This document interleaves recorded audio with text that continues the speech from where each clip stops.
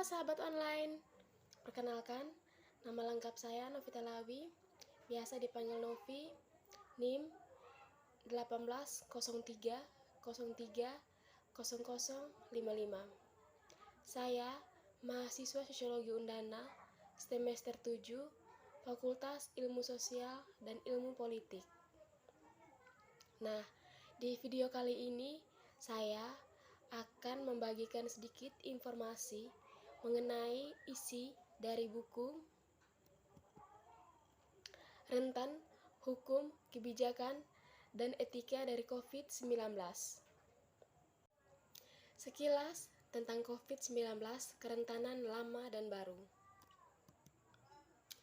Virus baru bernama SARS-CoV yang menyebabkan penyakit COVID-19 telah mengubah jalannya bangsa dan dunia.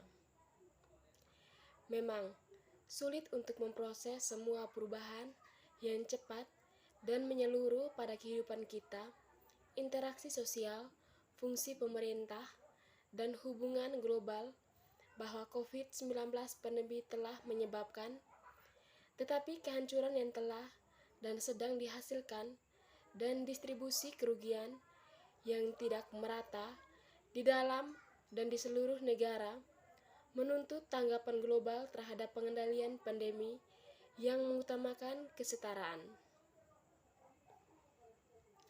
Karena alasan ini, pada bulan April 2020, kami memulai kolaborasi upaya dengan 69 penulis untuk lebih memahami dampak pandemi sedang terjadi di Kanada dan dunia.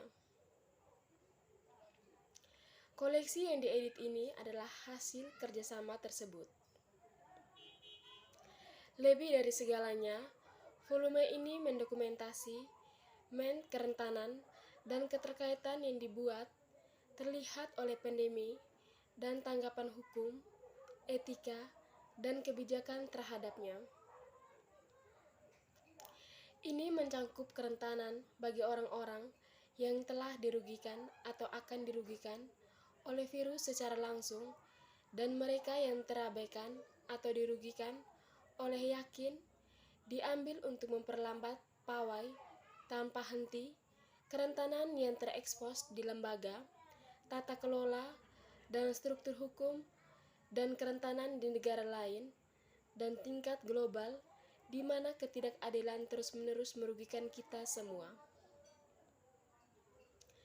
Buku yang terdiri dari 43 bab ini dibagi menjadi 6 subtema, yaitu federalisme dan pemerintahan, akuntabilitas, kebebasan sipil, kesetaraan, tenaga kerja, dan kesehatan global.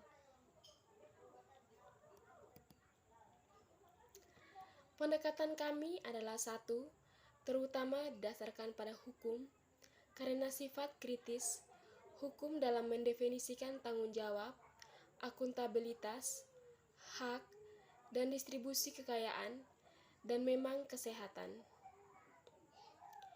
Kami telah memasukkan disiplin penting lainnya, termasuk etika, kebijakan publik, kesehatan masyarakat, dan kedokteran.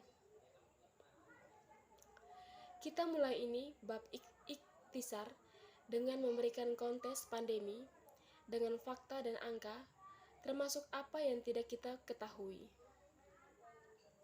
Sebelum beralih ke maklum secara lebih rinci, bagaimana kami menggunakan lensa kerentanan di seluruh analisa kami. Selanjutnya, untuk setiap subtema kami menyoroti wawasan yang muncul dari bab-bab. Kami menyimpulkan dengan mengklaim bahwa pandemi COVID-19 memaksa kita untuk merenungkan secara mendalam tentang bagaimana kita sebenarnya diatur dan pada prioritas kebijakan kami memastikan kami untuk pandemi kebijakan kesiapsiagaan, respon, dan pemulihan mencakup kita semua, bukan hanya beberapa atau yang paling istimewa dari kita. SARS-CoV-19 adalah virus baru Ini adalah bagian dari keluarga coronavirus yang dapat ditularkan dari hewan ke manusia. Diperkirakan memiliki berasal dari kelelawar, tetapi ditularkan ke manusia melalui faktor lain, atau spesies hewan. Selama beberapa dekade, telah diakui bahwa dengan interaksi yang terus meningkat antara orang-orang dan tidak diizinkan hewan dan meningkatnya globalisasi, virus corona baru akan dari waktu ke waktu menyebar di antara populasi manusia. 12 ujian sebelumnya, termasuk sindrom pernafasan akut parah atau SARS yang menyebabkan 774 kematian di seluruh dunia hingga saat ini.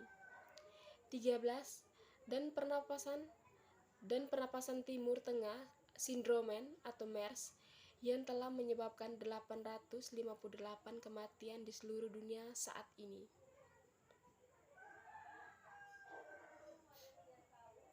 Bahaya pandemi COVID-19, pengendalian wabah lainnya. Sayangnya, para ahli penyakit penular setuju bahwa bahkan lebih berbahaya virus flu bisa muncul di masa depan. Pada tanggal 27 Juni 2020, ada lebih dari 10 juta kasus COVID-19 dilaporkan di seluruh dunia. 15 tetapi jumlahnya kemungkinan banyak lebih tinggi karena banyak kasus tanpa gejala dan ketersediaan pengujian dan infrastruktur penggunaan dan kriteria bervariasi secara signifikan di seluruh yurisdiksi dan tidak ada pendekatan standar untuk pelaporan. Pemahaman epidemiologis kami tentang COVID-19 sangat terhambat oleh kualitas dan ketersediaan data. Namun, data yang tersedia menunjukkan beberapa pola yang muncul. Secara global, tampaknya lebih banyak pria yang meninggal daripada wanita. 69% dari semua kematian akibat virus corona dilaporkan di seluruh Eropa Barat telah laki-laki. 17. Namun, di Kanada tren ini terbalik karena sebagian besar kematian telah terjadi di rumah perawatan jangka panjang di mana mayoritas penduduk dan pekerjanya adalah perempuan.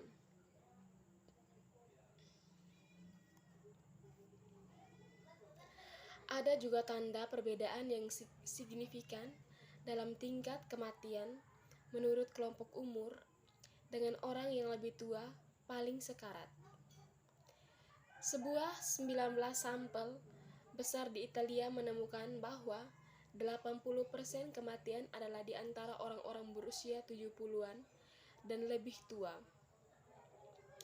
20 penghuni dan perawatan panti jompo pekerja di banyak negara berpenghasilan tinggi telah meninggal secara mengejutkan. Setidaknya sepertiga dari kematian COVID-19 di AS telah di panti jompo atau apakah penghuni atau pengasuh. Demikian pula WHO angka menunjukkan bahwa hampir setengah dari semua orang yang telah meninggal di Eropa adalah penghuni fasilitas perawatan.